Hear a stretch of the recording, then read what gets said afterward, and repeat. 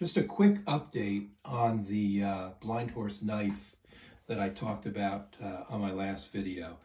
After the camera stopped rolling, what I did was I put ballistol on the blade to help preserve it.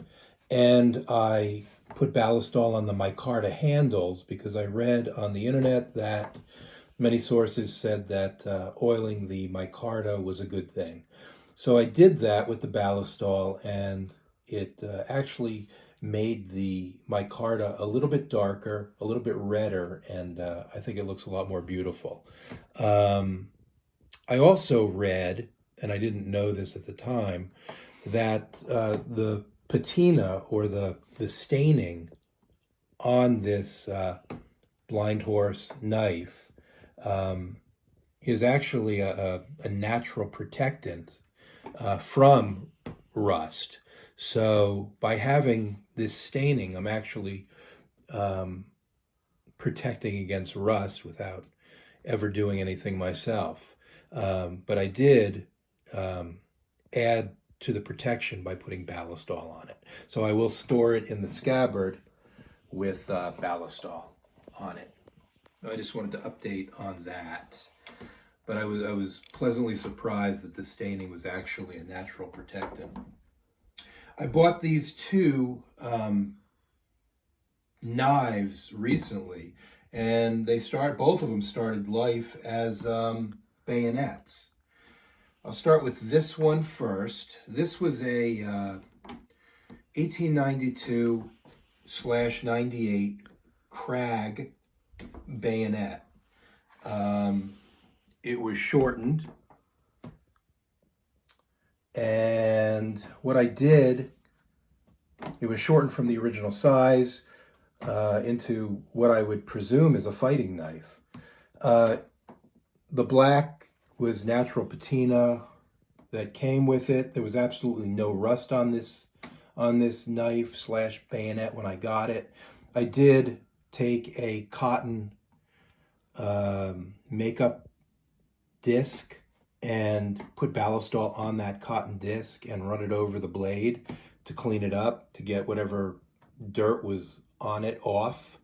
I also I put ballistol on my finger and ran it on the wooden handle to preserve the wood and to clean it and to actually make it pop a little more.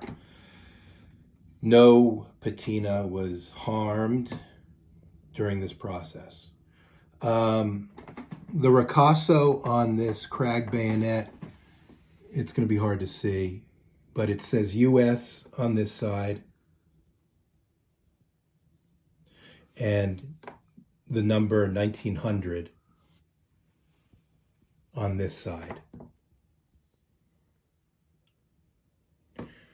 Any moving parts at the end of the bayonet have been disabled. The maker of this bastardized bayonet, if you will, filled the area herein with some kind of metal. There are no more moving parts on this bayonet. It's strictly a fighting knife now. So that is one of the bastardized bayonets that I bought.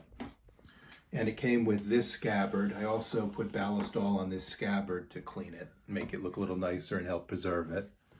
So that is the first knife that I got. The second one is pretty cool. This one is I guess it started life as a M1905 bayonet. So you'd know it as a World War II bayonet. It was made by Oneida Limited. On one side of the ricasso, and it's going to be very hard to see. Can you see that there? Okay, so on this side of the ricasso, it says OL for Oneida Limited. Underneath, it says US, and in the middle of the U and the S, it has the flaming bomb symbol. And then underneath that, it says 1942. It's a gorgeous bayonet. It was originally 16 inches long. It's now 12 inches long. The other side of the bayonet on the ricasso, you won't be able to see it, I don't think, but it has the ordnance mark, which is the same ordnance mark that you'd find on, the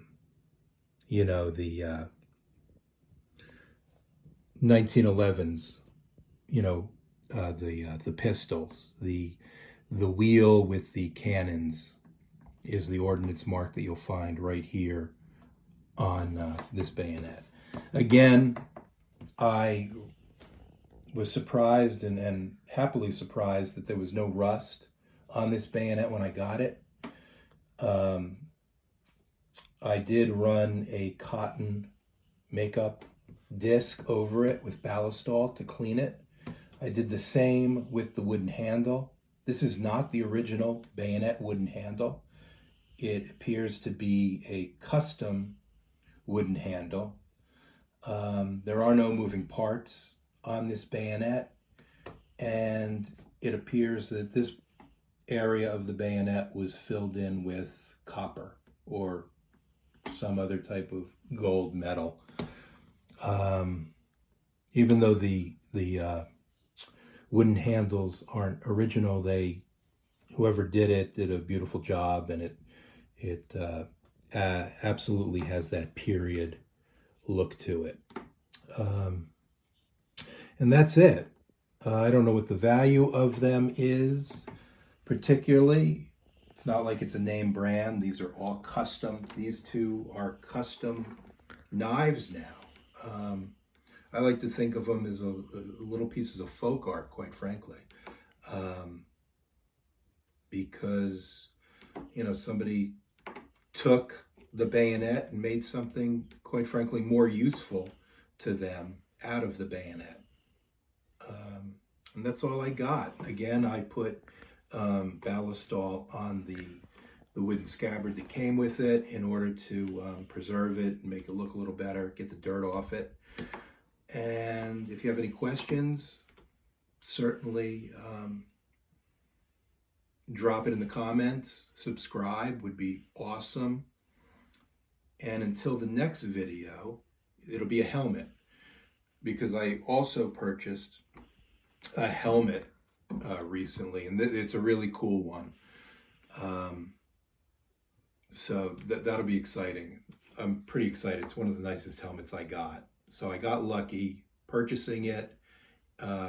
Not only the helmet, but the person who I bought it from gave me some information with regards to the original owner of the helmet, who was a Marine in 1942, who was stationed in the Pacific, and he was a B-25 airplane mechanic.